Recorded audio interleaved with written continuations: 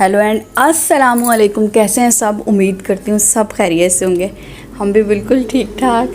हाँ जी, तो आज मैं आपके साथ एक स्टोरी शेयर करने लगी हूँ। हुआ कुछ यूँ कि हमारे छत के जो है ना नीचे फॉर सीलिंग हुई थी और शायद मुसलसल बारिशों की वजह से वो आधी साइड की फॉर सीलिंग गिर गई है। वो कैसे गिरी, कोई नुकसान तो नहीं पहुँचा, ये मैं आपको बताती हूँ। हुआ कुछ यूँ कि जो आधी फॉर सीलिंग थी ना, ये बिल्कुल ठीक थी रात तक, लेकिन आज दोपहर को जब 2-3 बजे मैं बच्चों को ऊपर सुलाने आई हूँ तो इसके अंदर ना हल्की सी एक दरार आई हुई थी। और ये तो पहले ही घर पे नहीं थे, किसी ज़रूरी काम से कहीं बाहर गए हुए थे। तो बच्चे और मैं बाहर पहले सफाई करते रहे, सहन की वॉशरूम वगैरह मैंने धोया। उसके बाद मैं कमरे में आई हूँ तो मैंने पहले ही देख लिया था कि उसके अंदर हल्की सी दरार, लेकिन मुझे अंदाज़ा नहीं था कि वो इस तरह गिर जाएगी। तो जैसे ही एकदम से ना थोड़ी सी आई कड़क की आवाज़, और मैंने उसके बाद मिन्हा और हाजिर को कहा कि आप दोनों ना साइड पर खड़े हो जाओ। तो हम बिल्कुल छत के जिस तरह के आधी साइड की गिरी है ना, तो दूसरी साइड अल्हम्दुलिल्लाह सेफ थी। तो हम उस सब खड़े हुए हैं और बस फिर मिनट नहीं लगा, मिनट क्या सेकंड भी नहीं लगे और ये आधी साइड ना धड़म करके नीचे गिरी है। और जो अलमारी के ऊपर चीज़ें थी, हाजिर की ये छोटी वाली अलमारी ये टूट के अलग अलग हो गई, और हाजिर का स्टडी टेबल, इस तरह की जितनी चीज़ें ऊपर पड़ी थी अलमारी की उसके साथ ही नीचे आई हैं।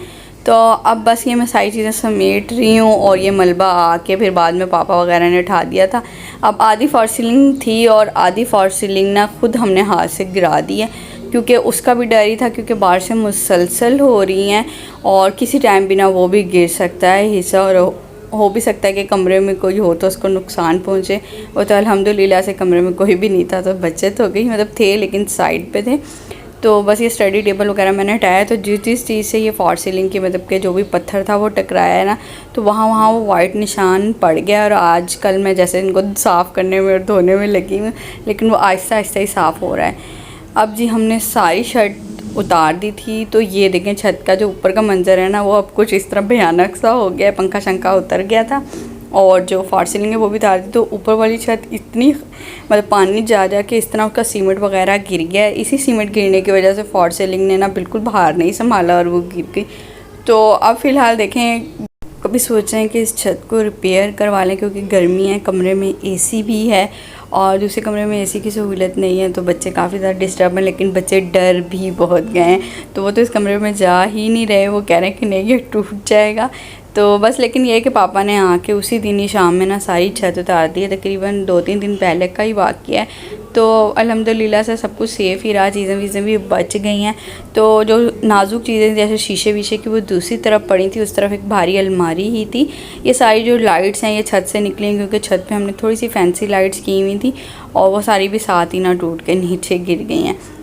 तो अब देखें हम नेक्स्ट क्या होता है। आहिस्ता आहिस्ता आपको नेक्स्ट प्लान का भी पता लगेगा। घर बनाने की तो बहुत अरसे से सोच रहे हैं, लेकिन कुछ वजूहात की बिना पे वो अभी तक डिले हुई जा रहा है।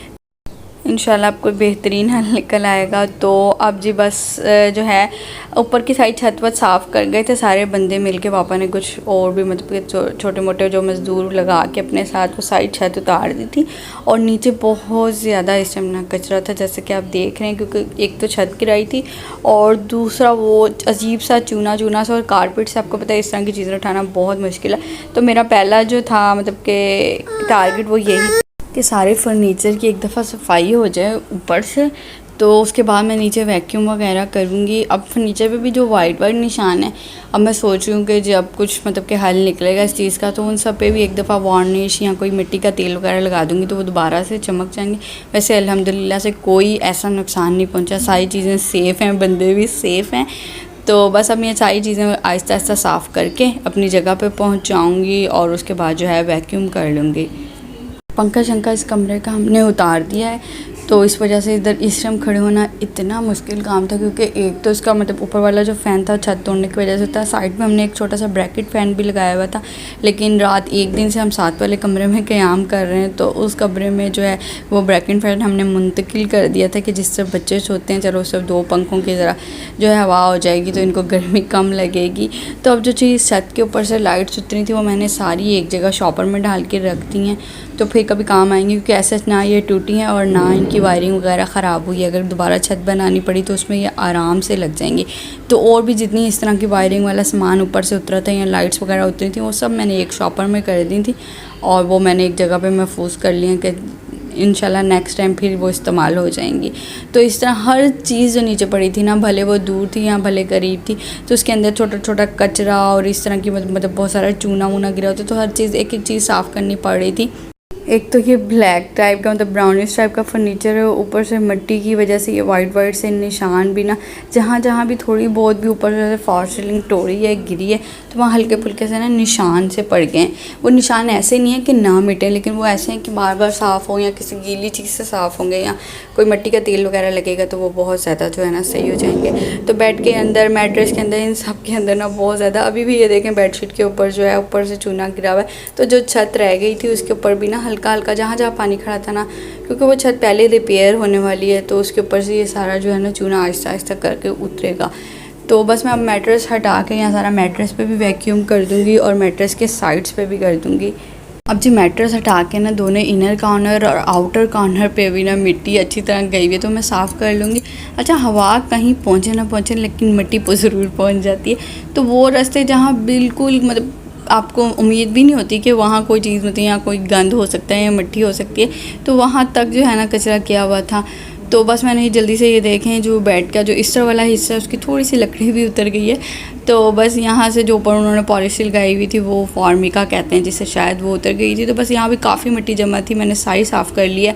और जो है अपने मैट्रेस को भी इस तरह मैंने वैक्यूम क्लीनर साफ़ किया कि थोड़ी बहुत जो इसके अंदर मिट्टी होगी वो सक कर लेगा। अच्छा, इस टाइम ये तक कि वैसे आगे पीछे आपको इन चीज़ों की कदर हो ना हो, वैसे तो मैं कारपेट पे ऑफ एंड ऑन 2-3 हफ्ते गुजरते हैं तो वैक्यूम मार लेती हूँ, लेकिन इस टाइम मुझे वाकई बड़ी इसकी कदर होती है, क्योंकि जो इतनी मिट्टी थी और वो यकीन माने हाथ से या झाड़ू से निकालनी बहुत मुश्किल थी।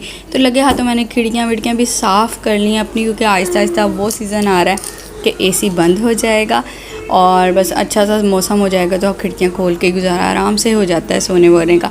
तो बस मैंने खिड़कियाँ भी इस उससे साफ़ कर ली हैं, पर्दे शर्दे भी जो है अपने सारे झाड़ लिए थे, अब नीचे कारपेट की सफाई रह गई थी।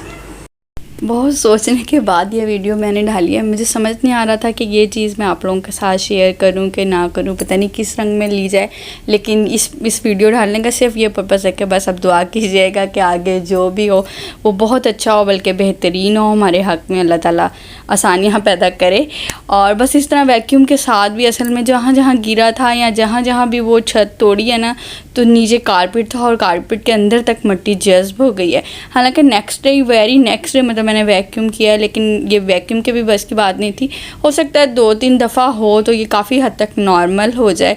तो जो मोटे मोटे पत्थर थे वो मैंने वैक्यूम में नहीं लिए, इस तरह हाथ की मदद से उठा लिए। तो तकरीबन रूम किसी हद तक आप कह सकते हैं कि अब साफ़ हो चुका था, और जो बड़ी बड़ी चीज़ें थी वो सिमट गई थी और जो मिट्टी शिट्टी है वो साफ़ हो गई थी। कुछ ये भी था कि वैक्यूम के अलावा एक बार ऊपर से झाड़ू भी बाद में मैंने लगाया था, तो कुछ ज़्यादा मिट्टी जो है ना वो झाड़ू से काफ़ी अच्छी तरह जो है ना समेटी गई थी। तो बस उसके बाद ये फाइनल जहाँ जहाँ जो चीज़ें उतरी थी वहाँ लगा दी गई हैं, और फाइनली अब मैं बेडशीट बिछाऊँगी और कमरे को दोबारा से रेडी कर दूँगी, रहने के काबिल बन जाएगा, अल्लाह खैर करे। तो जी ये सब तो आपको पता है कि चलता ही रहता है, जहाँ आप हो वहाँ थोड़ी बहुत अप्स एंड डाउन आते रहते हैं, और वक्त के साथ साथ आप उनको जो है हैंडल कर लेते हो। और वैसे भी हर काम में खुदा ताला की मसलियत होती है, वो बेशक हमें उस टाइम तक नहीं समझ आती या हम समझ नहीं पाते, लेकिन वक्त गुजरने के साथ साथ जो है ना हमें समझ आ जाती है कि अल्लाह मियाँ ने हमारे लिए बहुत बेहतरीन जो है ना रास्ता चुना होता है। तो जी आज की वीडियो को फिर इसी अच्छी सी बात पे एंड कर देते हैं। वीडियो कर दीजिएगा लाइक, चैनल को कर दीजिएगा सब्सक्राइब, दुआ में बहुत ज़्यादा याद रखिएगा अपना और अपने प्यारों का ख्याल रखिएगा। अल्लाह हाफिज़।